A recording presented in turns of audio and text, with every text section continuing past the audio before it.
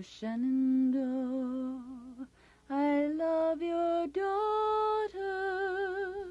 A teenaged George Washington set out to find his manhood on a 1748 surveying expedition for Lord Fairfax, to document Fairfax's claims to owning most of the northern part of the valley and to make legal claims to disputed lands there.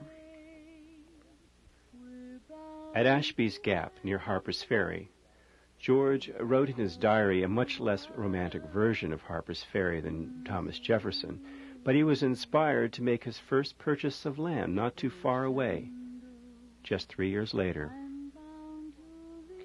Now, George Washington became a big proponent of settling the valley and established the U.S. Armory in Harper's Ferry, and convinced many that steam navigation with the help of inventor James Rumsey could be realized, and it would enhance trade from the farms in the Shenandoah Valley in Jefferson County in western Maryland, as well as expanding trade to the west. If only George read the letters of Louis Michel, who said the rocks in the river just below Harper's Ferry would always be trouble to boatsmen in any age and any time. Ancient forests fell in the clearing of land. After logs made a cabin and provided cooking fuel and warmth, more had to be cut and burned to dump tons of ash to fertilize the soil. By the early 1800s, timber on the steep hillsides of the shallow Shenandoah and the Potomac made both much more susceptible to unabsorbed runoff from heavy, heavy rains. Floods became not only a fact, but a cruel way of life. Perhaps no more so than in Harper's Ferry, where the Shenandoah gains force and collides with the Potomac River.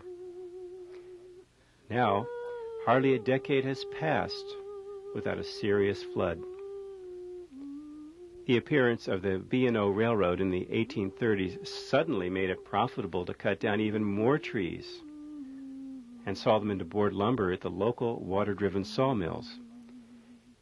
It also accelerated deforestation, and the flooding on the Shenandoah and Potomac increased. Untold times the stream of the Shenandoah refreshed either Mosby's men, stopping by from a daring raid during the Civil War, or for watering the horses of General Sheridan in 1864, who was breaking the back of the Confederate farm economy throughout the valley by carrying off cattle, hogs, and impounding all grain. In 1870, perhaps from a September hurricane rain, the Shenandoah River filled up suddenly and caught the town of Harper's Ferry unprepared, sweeping away dozens of homes, businesses, and factories, and drowning over 30 people. The Shenandoah River meanders on through time with nary a large town at its side, and hardly a serious road to bring it commerce, always a little out of time, always a little out of reach. As Julia Davis Adams put it in her book, when the daughter of the stars sees them come out, all the crows go home with a long, level flight, and then the night air holds a balmy fragrance, and the canoes come out on the river like dark fish, guided into the willows, looking for the moon. The valley is home, and as a great writer has written, a river runs through it.